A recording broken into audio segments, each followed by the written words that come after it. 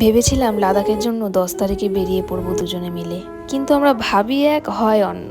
আমরা ভেবেছিলাম 10 তারিখের আগেই বাড়ির কাজগুলো শেষ হয়ে যাবে, কিন্তু বাড়ির কাজ তো হতেই আছে, শেষ আর হয় না। 15 তারিখ থেকে 20 তারিখের আশেপাশে আমরা বেরিয়ে পড়বো, তবে কাজ শেষ হবে না, মোটামুটি কমপ্লিট হয়েই বেরিয়ে পড়বো। কারণ আমরা সিজনে যদি না যাই তাহলে কি করে হবে বলুন। লাদাখ যাওয়ার বেস্ট সময় হলো মে মাসের শেষের দিকে আর জুন মাসের প্রথম দিকে। ঘরের যা কাজ রয়েছে লাদাখ থেকে এসেই করব, রং থেকে শুরু করে আর যা যা রয়েছে, প্লাইয়ের কাজ রয়েছে, অনেক কিছুই রয়েছে, এখনো কিছুই হয়নি, তো সবকিছু এসেই করব। আর উঠোনটা একটু পাকা করে দিয়েই যাব, কারণ বৃষ্টি বাদলের দিন।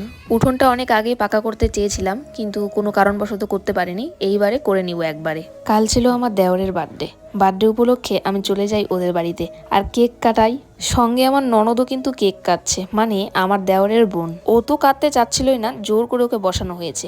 যেহেতু অনেক রাত হয়ে গিয়েছিল তাই ওর ঘুম পেয়েছিল আর